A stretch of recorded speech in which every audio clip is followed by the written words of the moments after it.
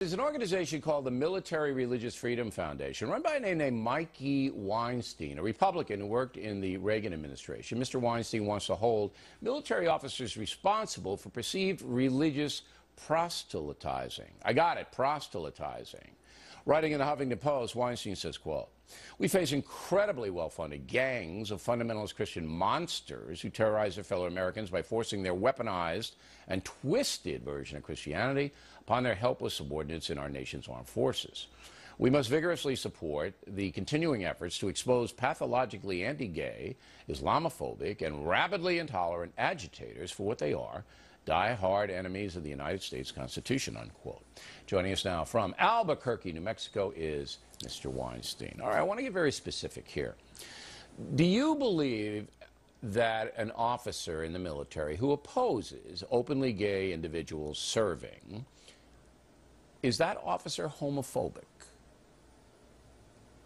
Well, you know, I think having any particular viewpoint at all, Bill, is perfectly fine. There's a difference between what you personally feel inside and then the behavior that you exhibit. If you are showing any sort of derision or any sort of oppression or tyranny on a member who's openly gay in the military, well, then you are clearly in violation of the Constitution as well as regulations. But you don't brand anyone for a sincerely held belief that it would be better for military order if gays just served as they used to in a don't ask, don't tell situation. You wouldn't say, even though you disagree with it, that officer would be homophobic automatically.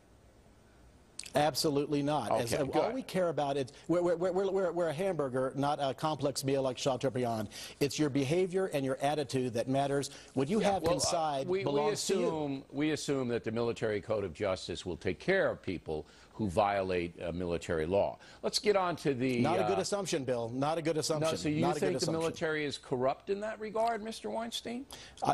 I do. I think, and I've been doing this for 9 years, 2 months, and 28 days, and we represent over 33,000 members of the U.S. military, 96% of them Catholics, like you, and Roman Catholics and Protestants, who are victims of religious oppression. So this is something that we view as totally out of control, and this is why we've been fighting so long. So you believe, you're flat out, and I know that you talked to some Pentagon officials, they sought you out for a discussion. You believe that the military, the American military, is corrupt, that it isn't enforcing protections against, let's say, overzealous proselytizing. You believe that is not happening now? I completely agree with your statement. It is not happening, and that's you not go to my our statement. website at militaryreligionsfreedom.org. That's your statement. Okay. Yes. Because I don't know. Yes, absolutely. All right, that's what you believe. All right, let's get the Islamophobic thing in here now. Would you say in the war on terror that militant Islam is our primary enemy? I would say that absolutely. Salafi Wahhabist Islam, which is a small subsection of Islam itself. You know, not every Muslim, including fetuses inside a Muslim woman's womb, are terrorists, but our enemy is extremist fundamentalist Islam. It's a jihadist. Absolutely, no doubt. All right. Okay, yes, so you concur with that. And so therefore that our military's efforts have to be directed in that arena, with a jihadist. Bill, can I respond? I wanted to say something. Go. What I wanted to say is that we should be fighting as an American military our national interests, but we should not look like Christian crusaders to the people we're fighting. When we do that, that does three things. They all begin with E. In the past, yes. All right, give me an example of how we look like Christian crusaders. 2.5 years ago, we broke the story of the so-called Jesus rifles. Every rifle that we had in the U.S. military had inscribed on its scope New Testament biblical citations. We had over 136 U.S. Marines that came to us saying it was horrible for them in Afghanistan. What was the inscription? They were from the book of John, I think Mark, and there was one from Revelation. It came from a defense contractor called Trigicon that had almost a $2 billion contract. I forget the exact citation, something about the light of the world, and but it was the fact that it was the actual citation. They didn't have room to put the entire words down. Right, but I mean, within just a matter of several days. Mr. Weinstein, with all due respect, why would you have forgotten? I mean, if that seems to me a fairly Bill. Let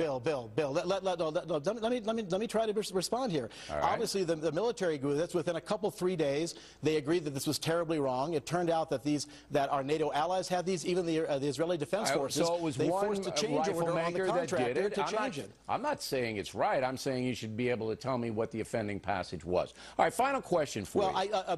Bill, Yeah. you know, we have, let me put it this way, I can give you lots of different verses that are out there. The bottom line is that this was well covered in the media. The real bottom line. The military made the change. The real bottom line is the military took care of it. That's the real bottom line. Final question. They did after we went and had to stand up and fight on behalf of our clients, they finally did. But without us, they would not have. All right. Now, final question. The Obama administration, very secular administration.